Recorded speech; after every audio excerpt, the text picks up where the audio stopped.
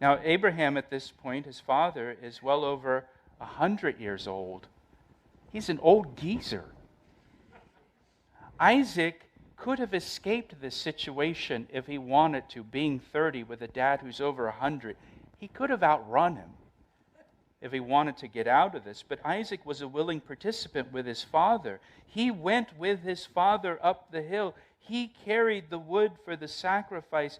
He allowed his father to bind him to the altar. 2,000 years later, Jesus was a willing participant with his father. Jesus walked up the hill of Calvary, not far from this location. He carried the wood of the cross. He allowed himself to be nailed to the cross by his father and offered for the sins of the world. Now watch what he says here. Don't miss it. Abraham says, "The lad and I will go yonder and worship, and then we will come back." Not I will come back. Isaac's not going to make it. I'll be back. No, we will come back. Now, if you're a note taker, you can jot down Hebrews chapter 11, verses 17 to 19. Hebrews 11, 17 to 19, where it says, "By faith, Abraham, when he was tested, offered up Isaac, and he who had received the promises offered up his only begotten son, of whom it was said, 'In Isaac your seed shall be called,' concluding," listen to this, "that God was able to raise him up even from the dead." And in a sense, Abraham did receive his son back from the dead. All the promises God made to Abraham were bound up in his son Isaac. So if his son Isaac dies, all of the promises of God die with him. So Hebrews 11 tells us that Abraham offered up Isaac by faith, and Abraham concluded that God would resurrect Isaac from the dead.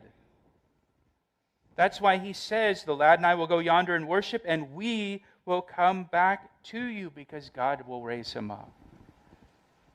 God will raise him up if necessary. Isaac will not remain dead. All of the promises belong to Isaac that are going to be fulfilled by Isaac, so God will raise him. God will resurrect him if need be. So we're both going to come back. The gospel was preached to Abraham. And here you have a picture of the death, burial, and resurrection of Jesus Christ. So, verse 6, Abraham took the wood of the burnt offering and laid it on Isaac his son. So Isaac is carrying the load of wood up Mount Moriah. Again, he's not a little boy. And he took the fire in his hand and a knife, and the two of them went together. Just as the wood of the cross was laid upon Jesus Christ, the wood is laid upon his son Isaac. They go up the mountain together. Verse 7, "But Isaac spoke to Abraham his father and said, 'My father.'" Isn't it funny? Kids don't talk to their parents like this anymore, do they? "My father." And he said, "Here I am, my son."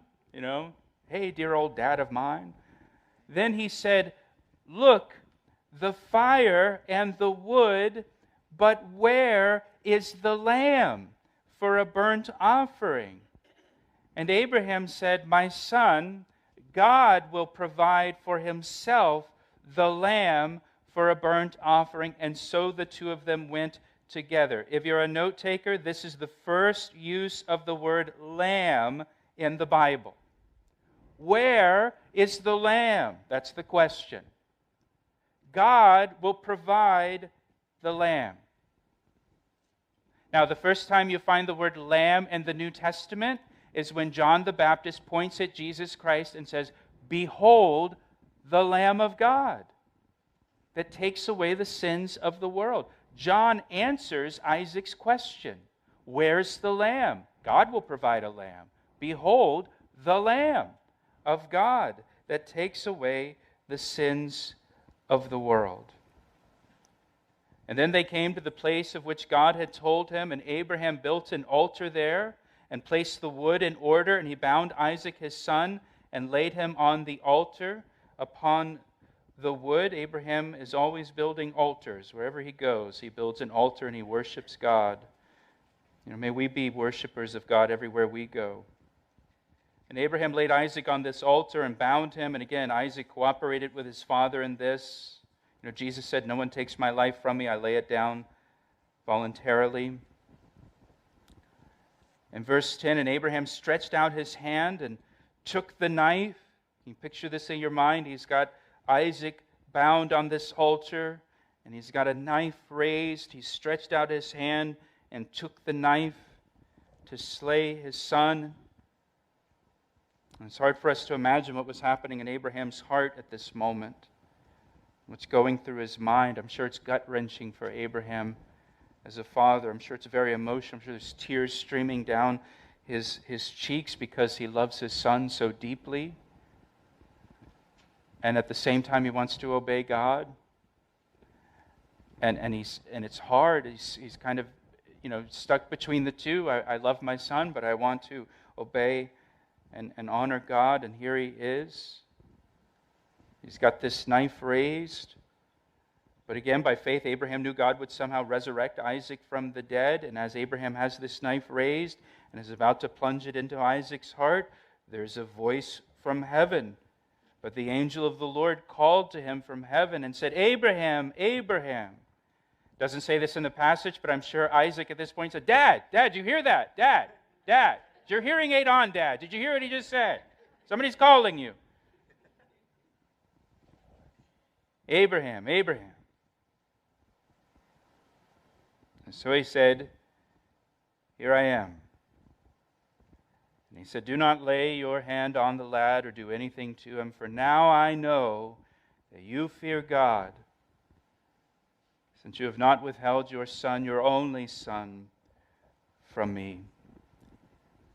Abraham passed the test, and he showed that he loves God more than the blessings that come from God.